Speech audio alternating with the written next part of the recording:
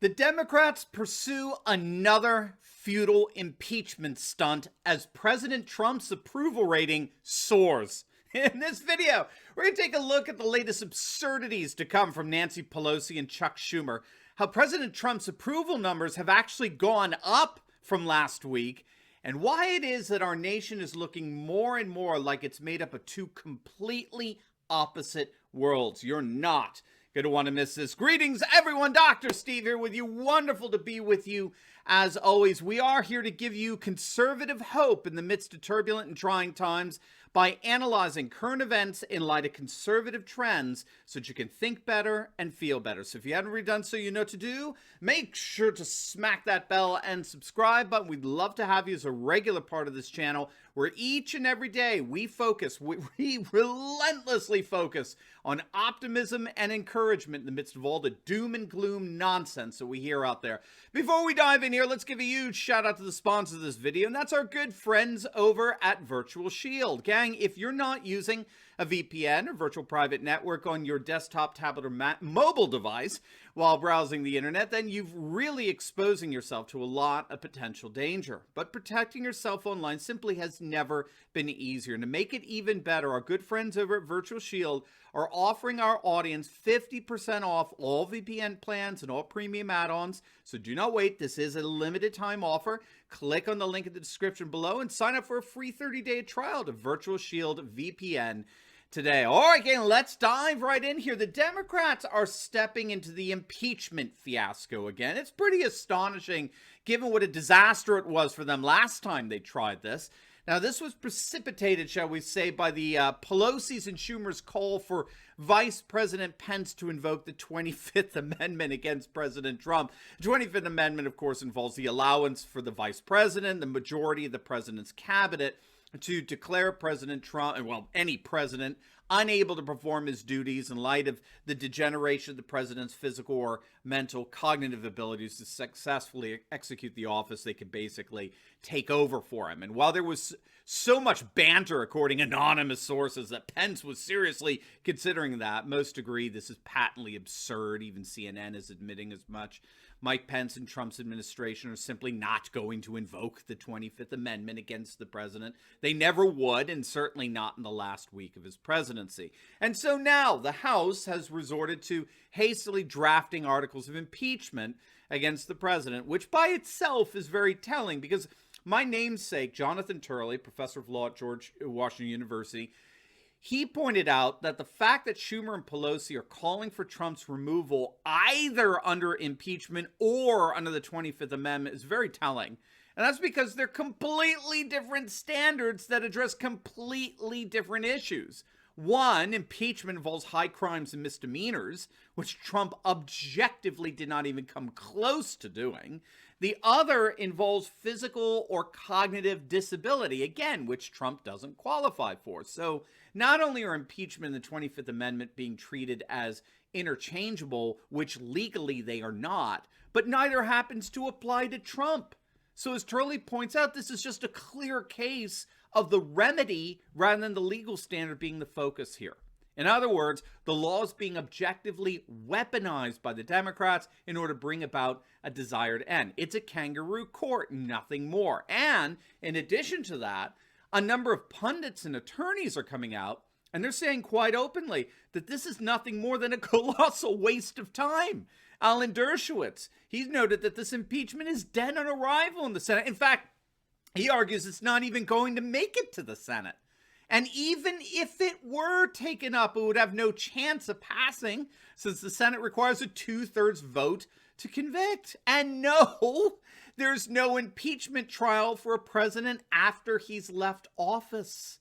So the whole thing is pure absurdity and very dangerous for the future. Again, returning to my namesake here, Jonathan Turley is making a very good argument that a snap impeachment is a constitutional contradiction. Impeachment was designed to be a deliberative, not an impulsive act. And the Democrats are setting the precedent of an easy impeachment that will obviously be used against them when the Republicans take back control of the House, which will most likely happen as soon as the next midterm election in 2022, campaigning for which starts just a few months from now. And Turley isn't alone on this. Breitbart's reporting that one unnamed Democrat is stating the rather obvious that this is a stupid move that's going to come back to bite the Democrats. It's not a matter of if, it's a matter of when. The very weaponized standard they're using against Trump is going to be used against them. So what the hell are Pelosi and Schumer pulling off here? Well, one argument that Pelosi is giving is that she wants to make sure that President Trump can never ever run for office again. She wants a conviction so that he's effectively barred from ever seeking elected office. But of course, the key there, as Pelosi readily admits, the key is that Trump has to be convicted.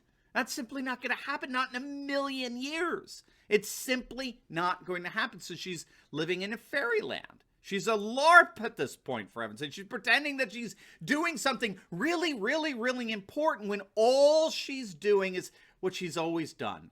Just wasting taxpayer money, as well as further divide the country. And that's exactly what House Minority Leader Kevin McCarthy is saying.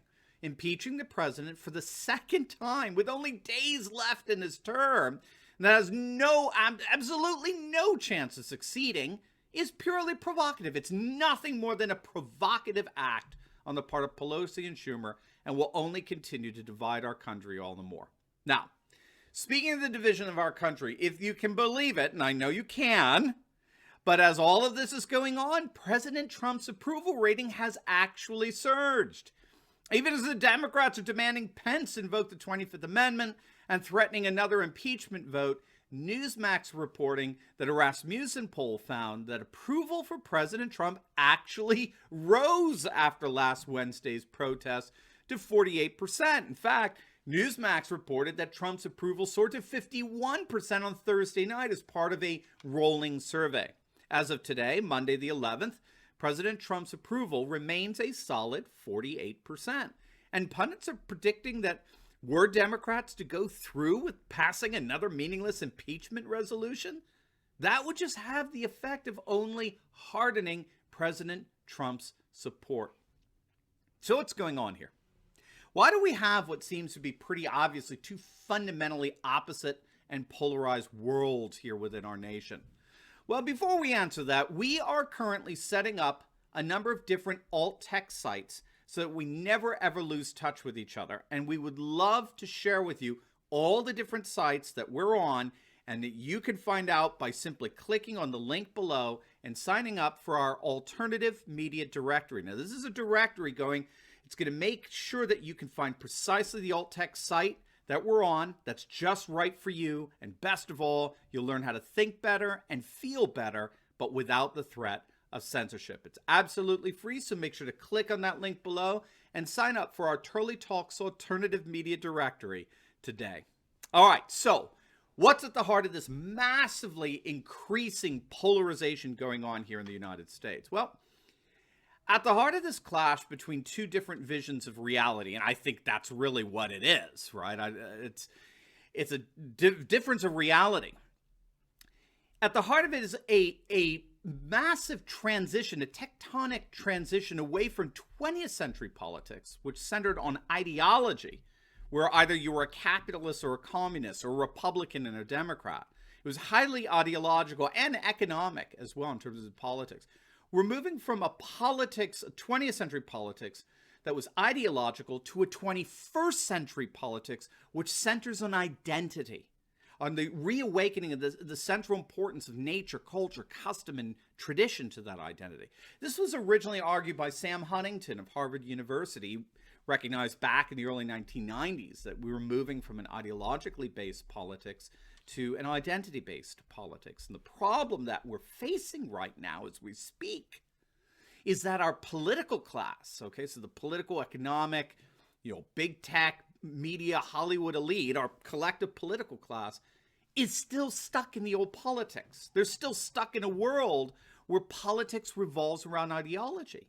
And the ideology that they are pushing is, of course, liberal globalist ideology, the ideology that reimagines the human person as a sovereign individual, devoid of any national or familial or traditional religious allegiances, a sovereign individual that is redefined solely in relation to one-size-fits-all globalist political and economic system made up of Western liberalism, corporate capitalism, lifestyle values, and human rights. However, scholars such as Matthew Goodwin have recognized that the new politics, the politics of identity, the politics of nation, culture, custom, and tradition, that indeed has taken root and is indeed growing by the day in the midst of what we simply call the people, the populace. And this growing rift between the people and the political class, between the old ideological politics and the new identity politics, is precisely what's animating and growing the massive populist revolt that we're seeing all over the world. So this is why, at least in part, this is why our globalist elites in the mainstream media and the Democrats and the rhino Republicans, the political class, this is why they see the world so radically differently than we do. They operate according to a world that's defined by their values, their concerns, their interests that increasingly have nothing to do with the values, concerns, and interests of a wider swath of the people. And so the alienation between these two groups, the political class and the people, the rulers and the ruled, the oligarchs and the ordinary American, continues to widen. And the more it widens, the more the people turn away from the political class. And the more the people turn away from the political class, the more they will turn to people like Donald Trump, who will more and more be representing the new politics of the 21st century. That promise, yes, they promise most assuredly that the old politics of the political class will inevitably and thankfully be left behind. Now, before you go, make sure to like this video, comment down below, and subscribe to my channel. And you'll definitely want to check out my latest video. I just uploaded it on how Twitter stock plummeted today as what many are calling the big tech coup ends up backfiring. You're not going to want to miss it, so make sure to click on the link, and I will see you over there. God bless.